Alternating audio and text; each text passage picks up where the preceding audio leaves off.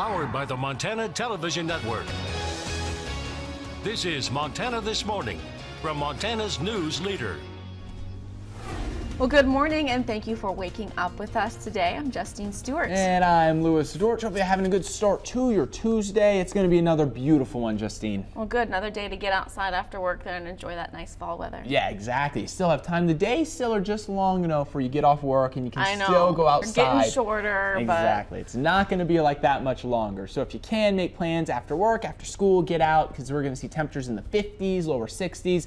It is going to be a chilly start to your Tuesday, though, with temperatures down in the 20s and 30s. Great fall weather. Then we are tracking another system, but high pressure is going to build in by the end of the week. For today and tomorrow, can't rule out some morning fog. Some of it could be dense, but like I mentioned, by the afternoon, if you do see that valley fog, it's going to burn off for sunshine later on in the day. With that system, we're going to track a little bit of light rain and snow Wednesday night. Not expecting a lot with that system, and then high pressure builds right back in with 50s for the weekend. How about these temperatures by this afternoon? 59 in Missoula, 56 in Kalispell, 62 Hamilton, 55 in Polson.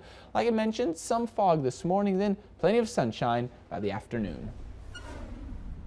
Well, is he a criminal or just too compassionate? That's the question facing jurors in the trial of a former Bitterroot doctor accused of negligent homicide by overprescribing drugs. Prosecutors argue that Dr. Chris Christensen prescribed drugs to patients without much discretion. As MTN's Augusta McDonald shows us, his defense says it was the doctor's empathy that got him into trouble.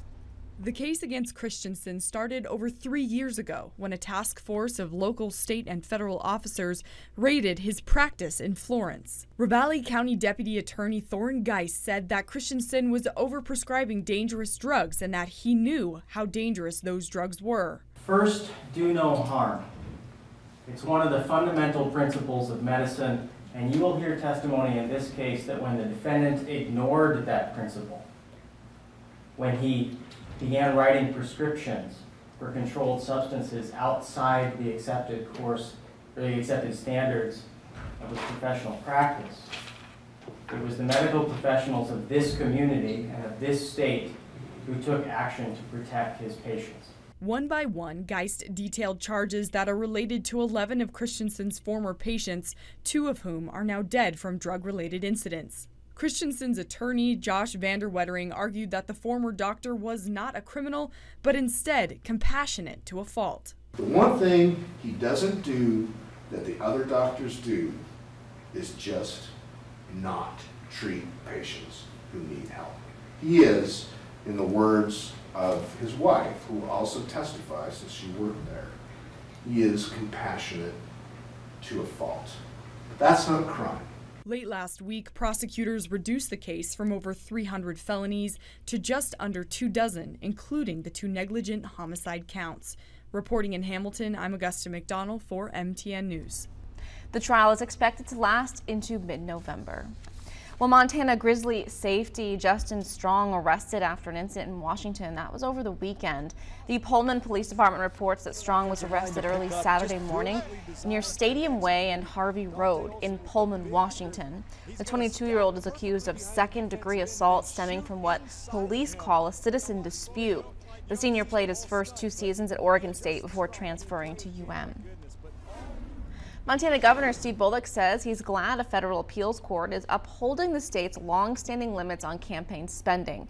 In 1994, Montana voters approved contribution limits, setting a maximum for individuals at just over $1,300, while political parties can donate just over $47,000. But those levels increased last year after U.S. District Court Judge Charles Lavelle ruled that the limits actually restricted free speech. But in a review by 2 of the appellate judges, they found Montana had shown evidence of interest attempting to use campaign contributions to acquire legislation.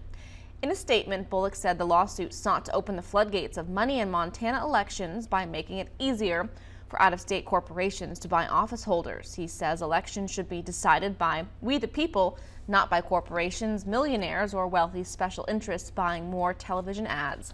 Attorney General Tim Fox called the ruling a win for democracy in Montana. Flathead County is near the top when it comes to bringing in tourism dollars to the state. MTN's Jack Ginsburg shows us how these figures boost the state's economy and provide a great tourism destination for travelers.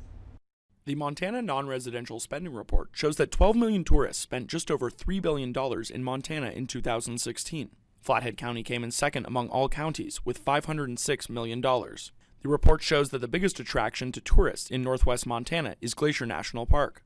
Even with the fires that filled the park's valleys with smoke in September, Glacier is still on pace to break its annual visitation record for the 4th year in a row. We had a really big year at Glacier. Of course, you know, there was those fires that did start and they impacted visitation in September. We saw over 3 million people thus far. Of course, you know, it's still 2017, so we'll see what those numbers look like at the end of the year. A vast majority of the people who are visiting northwest Montana are coming in the summer months here to Glacier National Park to catch one of these many iconic views like you see here behind me. However, either on their way in or out of the park, they're making a big impact on the local economy across the entire Flathead Valley. From restaurants and bars to lodging companies and retail outfitters, many businesses across the valley have seen a correlation between their customers and visitors at Glacier National Park. There's just more and more visitors every year, and there's no signs that it's going to even slow down.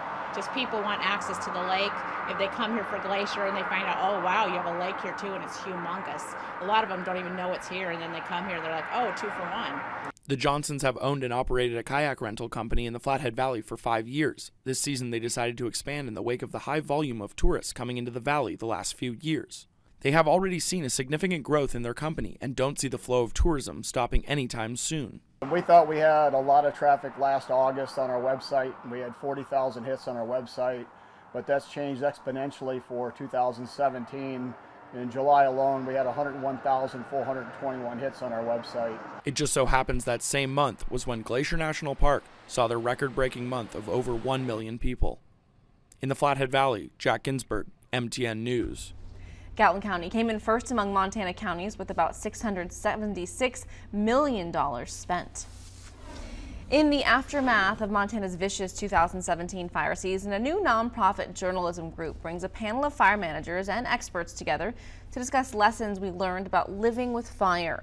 While the fire season didn't actually have the intensity of the fierce fires Montana experienced in 2000, it was still the most impactful in the decade, with more than 1 million acres torched statewide. Tonight, the new online magazine Tree Source is assembling a panel of experts for a public forum to discuss this past fire season and what it forecasts for the future. The panel will include newly retired incident management team leader Greg Ponson, who played a leading role in the Lolo Peak and Rice Ridge fires. He's also led the attack on the biggest fires in western Montana for several years now. Others include U.S. Forest Service fire scientist Colin Hardy and Missoula County Air Quality Specialist Sarah Cofield. That forum starts at 7 in the UC Theater on the University of Montana campus. It will also be streamed on Facebook Live. Time now for your weather on the 8th. Lewis is standing by with that. All right, thank you, Justine. Good morning, everyone. It was another beautiful day yesterday, and still have some very nice pictures to show for you as well. How about this? Beautiful picture sent in to us by Shiloh. Some very vibrant colors here on this tree. This is one of the reasons why fall, I think, is without a doubt my favorite time of year. Those clear, cool nights, the crisp days, and these beautiful colors. So Shiloh, thank you so much for that one. And then another beautiful picture sent in to us by Karen of some other great colors. Still seeing some nice colors around western Montana. However, as we know, not going to last too much longer. Good news is, though, we're going to have another chance to get out there and enjoy it today because it's going to be beautiful after a chilly start, though. So notice this morning we're in the 20s and lower 30s out there. 23 Seeley Lake, 26 Phillipsburg, 27 in Sula, 28 this morning waking up in Hamilton. We're at 30 in Missoula, 26 in Kalispell, and then upper 20s there in Thompson Falls and St. Regis. Now, as far as this week goes, all in all, it's going to be really nice as far as those temperatures are concerned. Mostly in the 50s all week long, a little bit cooler Thursday and Friday. Like I mentioned, we'll warm it right back up as we roll into Saturday. So let's time everything out with your jet stream forecast here because it looks like starting next week, That's where we're going to bring in cooler temperatures once again. But we do have this ridge out west. The World Series starts tonight down there in LA. They could have temperatures 100 degrees. Could be the hottest World Series on record starting tonight. Now, notice as we go into Thursday, there's this little dip in the jet stream. That's bringing in slightly cooler temperatures. It's going to be a quick one, though. In here Wednesday night, Thursday, Friday, out of here by Saturday, as we are going to warm it right back up for the weekend. Fantastic weekend. I'm going to go ahead and tell you right now, make plans to be outside because it's going to be beautiful on Saturday and Sunday.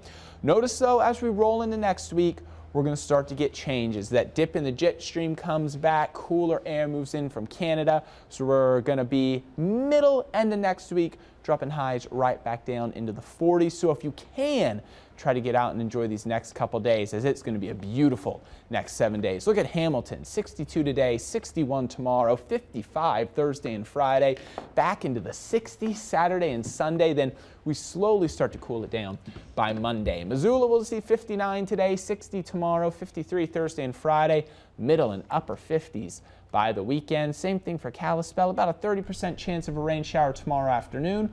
Upper 40s Thursday and Friday behind that cold front. Return to the 50s Saturday and Sunday. All right, looking like a nice week ahead. Thanks, Lewis, and stick around. We'll be right back. But first, here's some birthday shout-outs for you this morning.